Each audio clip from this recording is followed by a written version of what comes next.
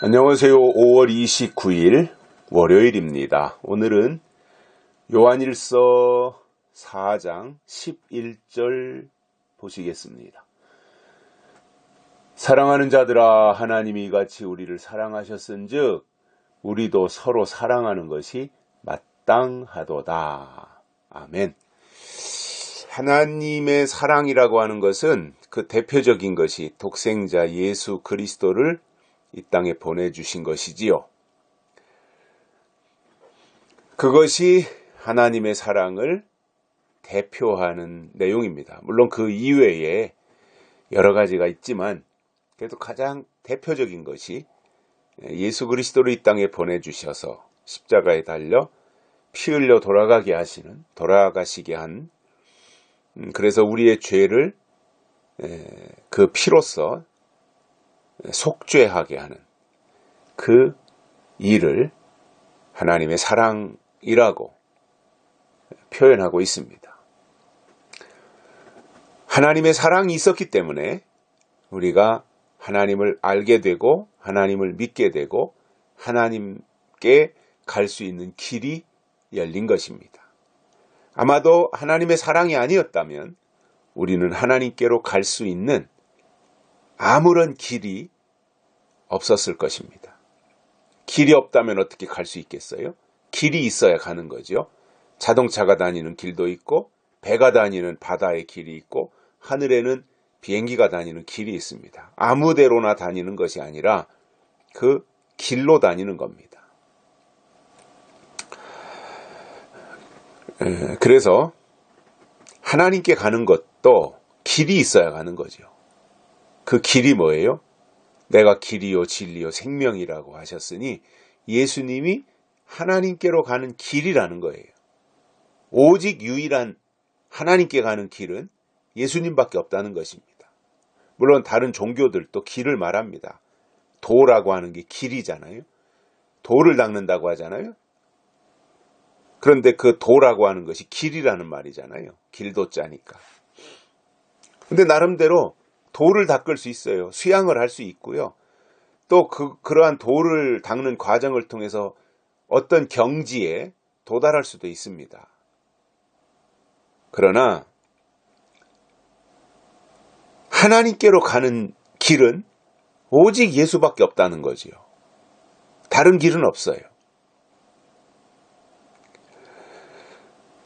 그 길을 알려주신 것이 또한 하나님이시고 그 길을 통해서 하나님께 올 수 있도록 예수님을 보내주신 것이고요. 그래서 우리가 이처럼 하나님이 우리를 사랑하셨다.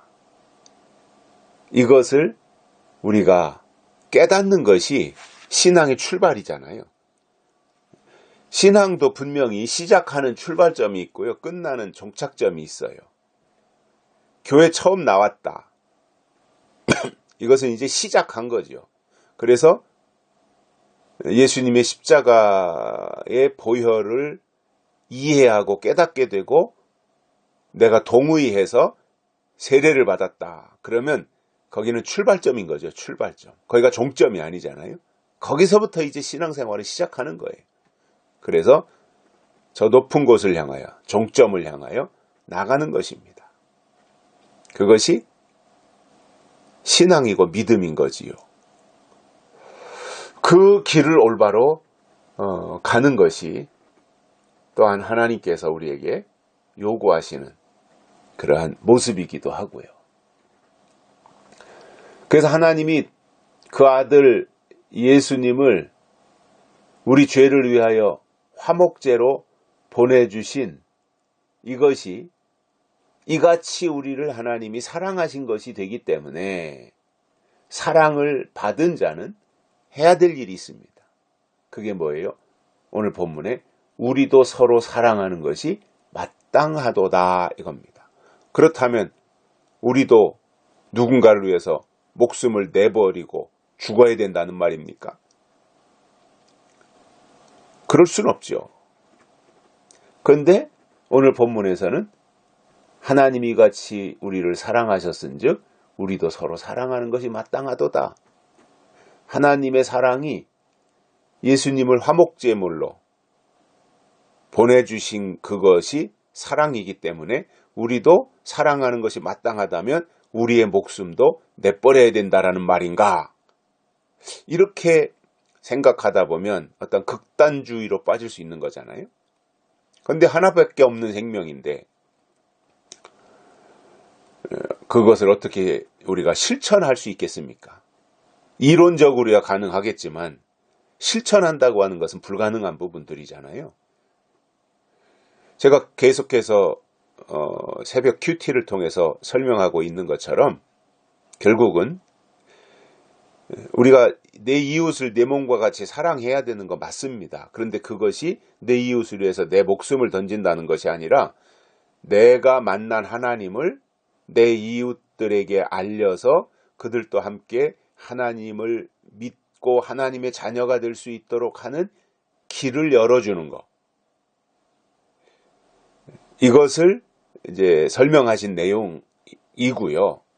더 나아가 이웃에 대한 것은 그렇고 더 나아가 하나님을 사랑한다고 하는 것은 결국 요한복음 14장에 나오는 것처럼 나의 계명을 가지고 지키는 자라야 나를 사랑하는 자니 이렇게 말씀하셨기 때문에 결국 하나님이 우리에게 주시는 계명들을 우리가 듣고 깨닫고 그 계명을 지키는 것이 하나님을 사랑하는 것이다 그 말입니다. 그렇기 때문에 우리가 신앙생활을 한다면 하나님이 주시는 계명이 무엇인지 알아야 돼요. 계명은 구약에 주신 계명도 있고요. 뭐 십계명이고 율법이고 그렇죠. 신약에 주신 계명이 있잖아요. 새 계명이 있고 뭐 팔복이 있고 대표적으로 그것이 그리고 전체적으로는 뭐 복음이죠. 복음. 그러다가 예수님이 다시 오실 때가 되면 요한계시록을 계명으로 주시는 거예요. 그래서 계명이 있어야 사랑이 성립되는 거예요. 이것이 성장한 자들의 모습이거든요. 어린아이처럼 맨날 그냥 입으로만 사랑한다고 말한다면 그것은 가치가 없는 겁니다. 그런데 진짜 우리에게 독생자를 보내주신 그 하나님을 위해서 때를 따라 하나님이 우리에게 내리신 계명을 듣고 그 계명을 지킨다면 그것은 하나님이 보실 때 마땅히 하나님을 사랑하는 것이 된다라는 거예요.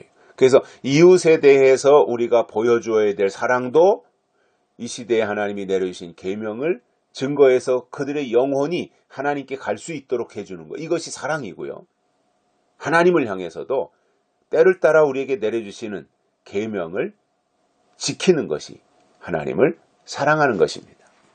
그래서 사랑하는 자들아 하나님이 이같이 우리를 사랑하셨은즉 우리도 서로 사랑하는 것이 마땅하도다.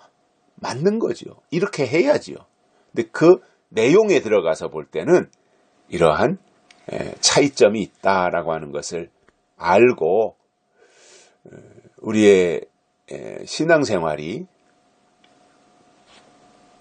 형식적인 것으로 치우칠 것이 아니라 정말 그 내용에 있어서 충실해져서